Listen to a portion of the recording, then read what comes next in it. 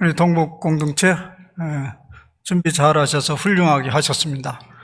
음악도 아름답지만 이렇게 많은 경우는 이제 유니폼을 딱 입고 와서 아주 유니크한 합창대라는 걸 드러내는데, 오늘은 굉장히 컬러풀하게 화사한 색깔을 갖추면서 그것이 더 돋보였습니다. 감사합니다. 나의 하나님, 나의 주님, 나의 하나님, 나의 주님. 이 말은 말할 것도 없이 독점적 고백입니다. 하나님, 당신은 나의 하나님입니다. 나의 주님입니다. 누구도 넘나볼 수 없는 나의 하나님, 나의 주님.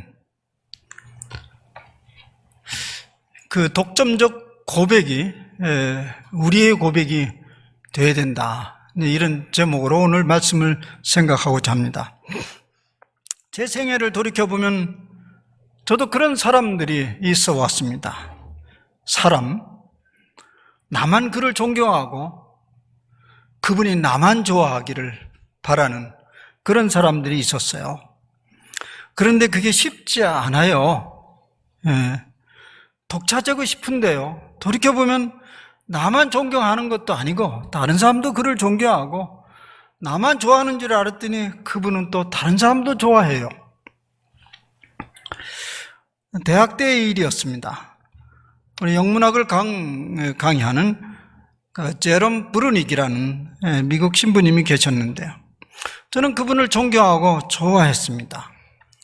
보통 존경하면 좋아하지 않습니다. 그냥 존경하고 멀리서 그냥 마음속으로 참 괜찮은 분이다. 그런데 저는 그를 존경하고 좋아했습니다. 그리고 저만 좋아하면 뭐합니까? 그분이 저를 좋아해야지요. 그분도 저를 좋아했습니다. 어떻게 하냐고요? 클래스에 들어가서 그분이 나를 주목하는 거 보면 알지요. 그리고 한국말도 잘 못하면서 멀리서 만나면, 멀리서 지금도 생생한 기억이 있습니다. 한 100m 떨어져 있는데 금방 저를 알아보고 이름을 막 부르면서 손을 흔들어 주는 것입니다. 정말 날 좋아하는구나, 나도 좋아하는데. 그런데 그분이 군사정권 시절 갑작스러운 심장마비로 세상을 떠났습니다. 한국을 너무너무 사랑했어요. 근데 그때도 데모가 너무너무 심하고, 그러니까 학생들을 늘 쫓아다니면서 혹이라 다칠까 염려하면서 학생들을 사랑했던 분이고요. 아마 그런 여러 충격 때문에 돌아가셨다는 소리를 들었습니다. 그리고 한국을 너무 사랑해서 한국의 정서를 이해하려고 무척 애를 쓰다가 이런 책도 냈습니다. Have your rice? 이게 뭐냐면, 진지 드셨습니까? 이런 책도 나왔어요. 여러분, 수필가면서 영문학자이신 일찍 세상을 떠난 장영희 씨를 아시죠? 장영희. 그분이 쓴 살아온 기적, 살아갈 기적, 벌써 100세나 나왔다고 그래요. 엄청난, 최근에 100세. 그녀는 어릴 때부터, 그녀는 이제 소아마비 병으로 인해서 이제 하체를 사용하지 못하는 장애인이었습니다. 그런데 70년대 초, 정말 지금 생각하면 기가 막힌 일인데, 어느 대학도 장애인을 받아주지 않았다고 그래요. 어느 대학도. 그의 아버지는 서울대학교 영문학과 교수였던 장왕록 씨였었는데, 아주 공부를 잘했기 때문에 총장한테 가서, 제가 봉지하는 총장 가서 시험이라도 한번 보게 해달라고, 곤란하다고 거절을 하고 여러 대학을 다녔습니다. 그런데 이제 그렇게 여기저기 거절당하고 서강대학교까지 왔습니다. 그리고 당시 영문과 과장이었던 방금 말씀드린 제롬 브루닉 신부님을 만났습니다. 그리고 사정을 했다고 합니다.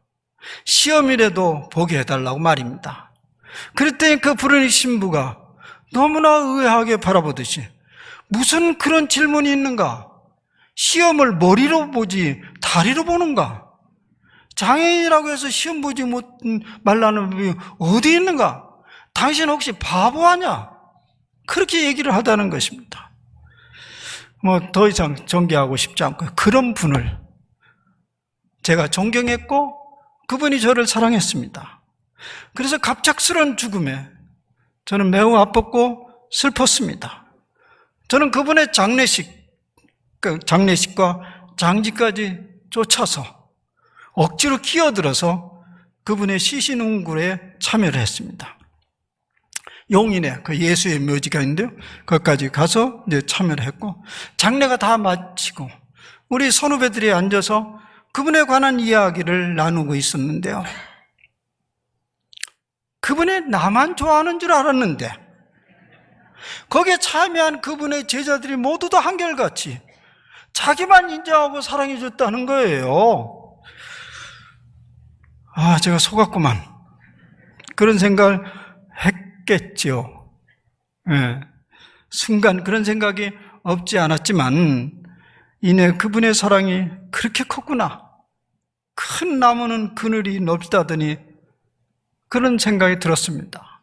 때때로 그분이 번뜩번뜩 떠오르면 그리워집니다.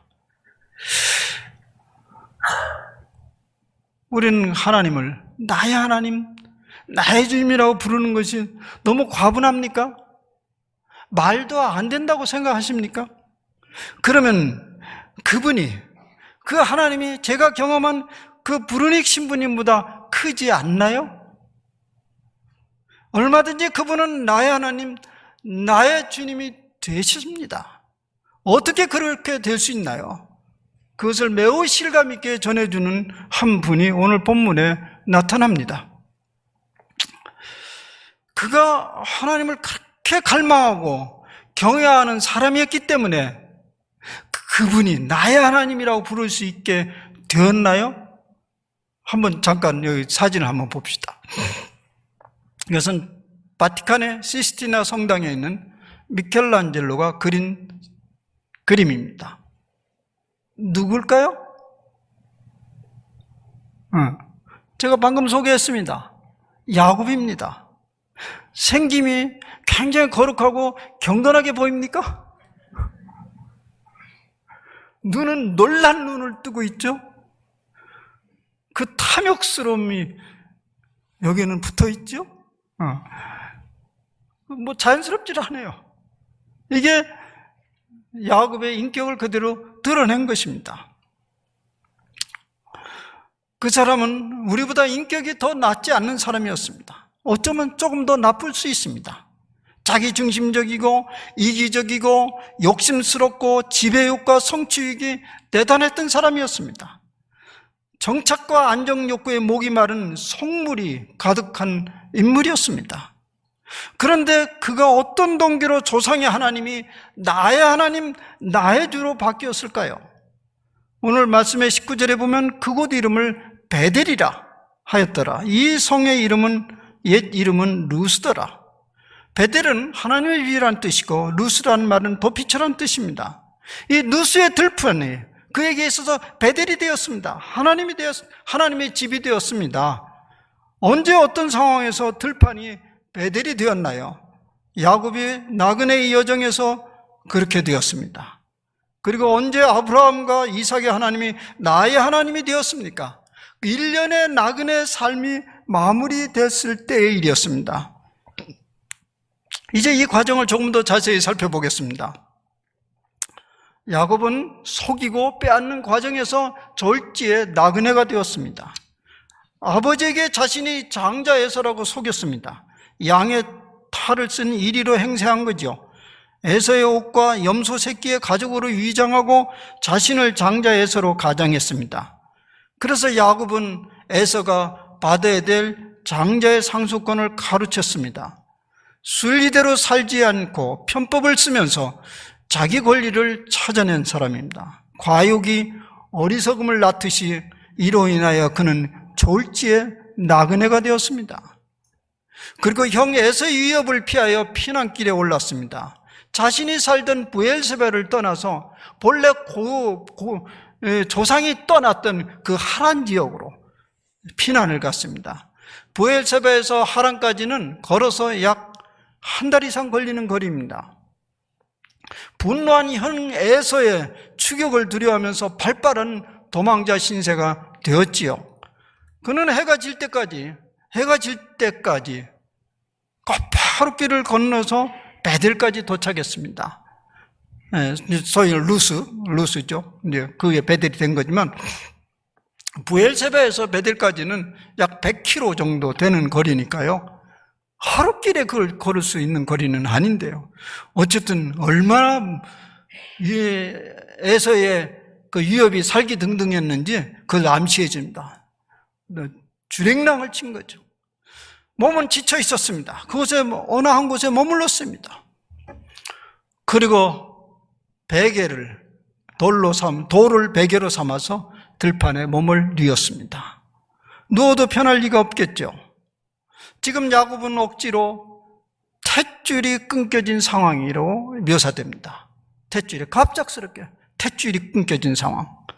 여러분 많은 분들이 아이들을 이제 태어나면서 탯줄이 끊겨진 아이를 많은 분들이 목격했겠죠. 막 튀어나오는 그 아이들 손발이 제대로 손발 같지도 않는 것을 부르르 떨면서 와라고 울어대잖아요. 그 소리는 뭐냐면 본능적으로 두려운 거죠. 이 나그네 같은 세상을 어떻게 내가 살아나려 하는 외침이라고 볼 수 있습니다. 이제 이 야곱은 스스로 자기 운명을 개척해야 될 그런 순간에 이르렀습니다. 이전에 경험하지 못한 그런 나그네 삶으로 들어간 것입니다. 그는 그런 마음으로 이런저런 생각을 하면서 잠자리를 뒤척이다가 잠에 들었습니다. 아무리 잠자리가 불편해도 몸은 지쳐 있었기에 잠은 찾아왔겠죠. 잠은 하나님이 주신 참 귀한 선물입니다. 그 밤에 여호와 하나님이 그 모든 복잡한 생각을 물리치고 그에게 찾아왔습니다. 이 장면을 보면서 천사가 엘리야를 쓰다듬었듯이 그를 쓰다듬은 그런 장면을 연상하게 됩니다. 우리가 잘 기억하고 있죠? 선지자 엘리야가 홀로 악한 왕 아합 왕과 그의 아내 이세벨과 대항하여 싸우다가 너무 지쳐서 노뎀 안에 벌떡 누우면서 죽기를 구했죠. 그래서 거기에서 잠을 청했는지 뭔지 그냥 자기를 내동댕이 쳤을 때 천사가 그를 쓰다듬었습니다. 그리고 이렇게 말합니다. 그를 어루만지며 그에게 말하기를 갈 길이 멀고 할 일이 많다. 일어나 먹으라. 진짜 엄마와 같은 하나님을 여기서 묘사하고 있습니다. 오늘 본문에서 야곱이 그러한 하나님을 경험하고 있습니다.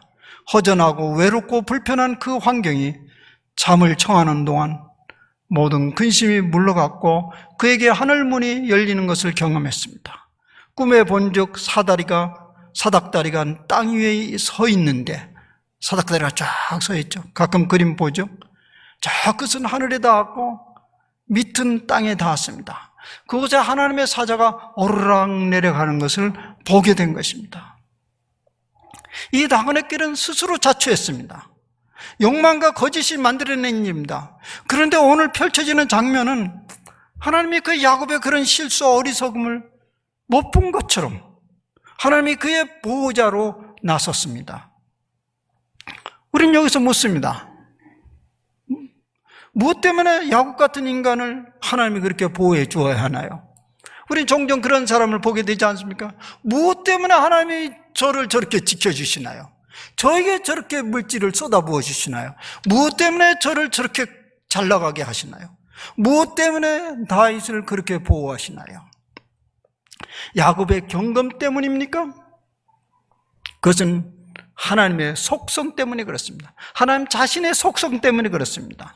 오늘 그 속성에 대해서 이렇게 말합니다. 하늘 문이 열리더니 나는 여호와니 너의 조부 아브라함의 하나님이요 이삭의 하나님이라. 내가 누워 있는 땅을 내가 너와 내 자손에게 주리니 내 자손이 땅의 티끌같이 되어 내가 서쪽과 동쪽과 북쪽과 남쪽으로 퍼져나갈지며 땅의 모든 족속이 너와 내 자손으로 말미암아 복을 받으리라. 우린 최근에 지금 지난 2주 동안 언약에 관한 얘기를 좀 계속 했죠. 기억하시는지 모르겠어요. 하늘에 계신 하나님이 땅에 있는 백성들, 아브라함과 야곱과 이삭 등 그런 백성들과 언약을 맺으셨습니다. 하나님이 일방적으로 맺으신 이 신실한 언약이 실현되려면 이런 야곱을 붙들어야 됩니다. 그를 이렇게 세워야 됩니다. 그리고 그를 언약의 백성으로 돌아오게 해야 합니다. 아무리 망난이라 할지라도, 아무리 탐욕스럽고 욕심 사나운 인간이라 할지라도 그를 언약의 백성으로 돌이켜 세워야 합니다. 그래서 야곱의 속물 근성과 상관없이 하나님은 하나님의 일을 하신 것입니다. 그러나 그런 일을 하나님이 하셨다 할지라도 당사자가 그것을 받아들이지 아니하면 어떻게 하겠습니까? 그 일도 하나님이 하셔야 됩니다. 하나님은 그를 기회를 통해서 사용하셨습니다. 지금은 야곱이 나그네 길에 접어들었습니다.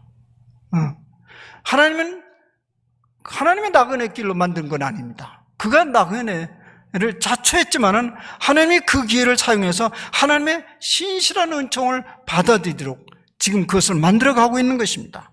나는 너의 조부 아브라함의 하나님이요 너의 부친 이삭의 하나님이다. 이제 내가 너의 하나님이 될 것이다. 그러니 내가 너와 함께 있어 내가 어디로 가든지 너를 지키며 너를 이끌어 이 땅으로 돌아오게 할지라.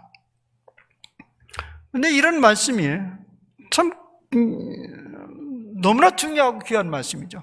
그러나 이런 말씀이 누구에게나 언제나 유효한 것은 아니지요. 상황과 다 때가 있습니다. 예. 그때가 바로 언제입니까?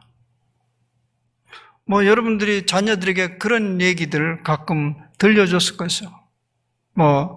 내 생애가 어땠는지 아냐. 저도 그런 얘기를 종종 들려준 일이 있었습니다. 내 생애가 어떠했는지 아느냐. 어떻게 내가 그 과정 속에서 오늘 여기까지 있었는 줄 아느냐. 나의 하나님, 나의 주님이 그곳에 계셨다. 나는 그런 얘기를 감동 있게 얘기를 하면 그 아이들이 눈물을 흘리면서 과연 그래야 할거냐. 그럴 줄 알았어요.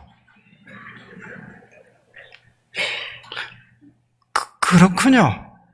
그래요? 끝. 귀에 안 들어오죠. 근데 야곱이 어떻게 그게 귀에 들어왔을까요? 그의 인생이 나그네 길에 들어선 것입니다.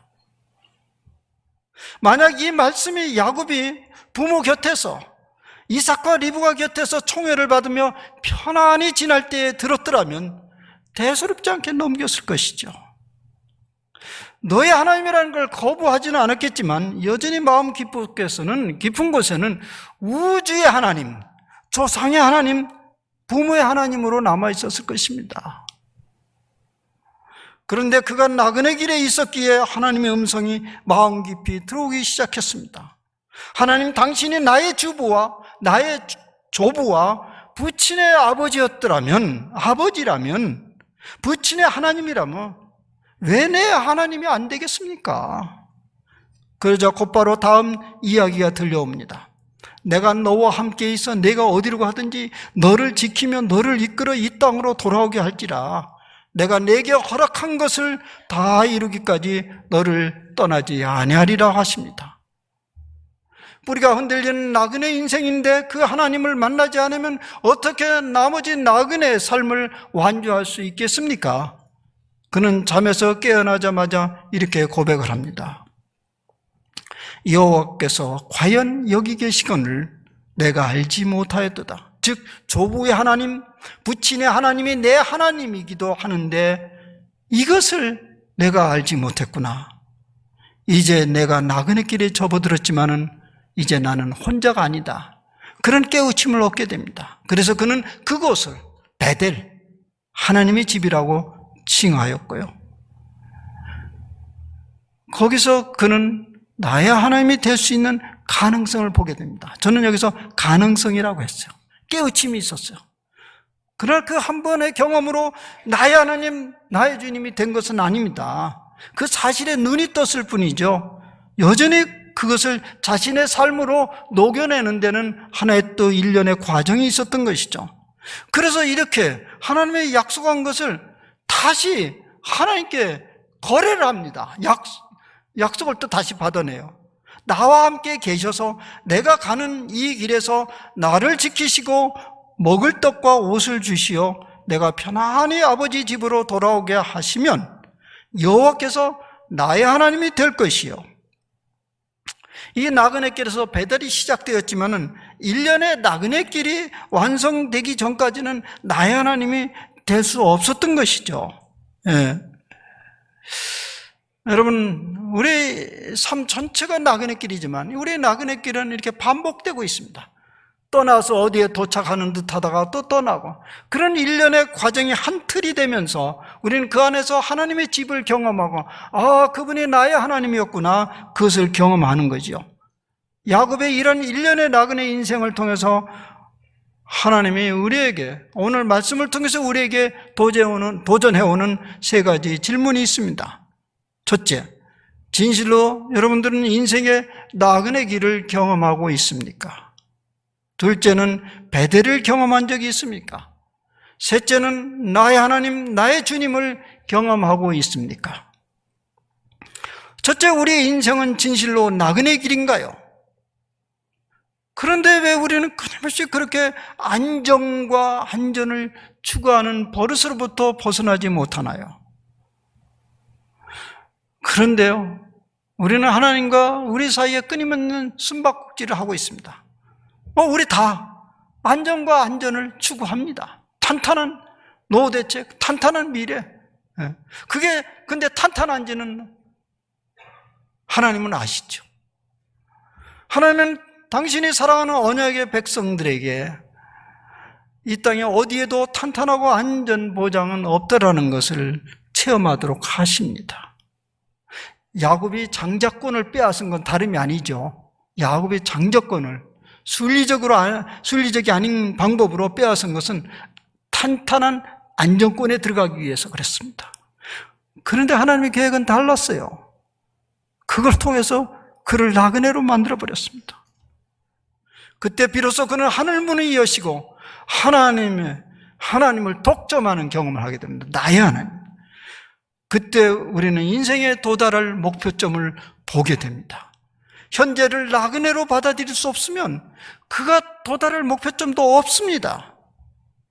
더군다나 도달할 안정권은 아무데도 없습니다.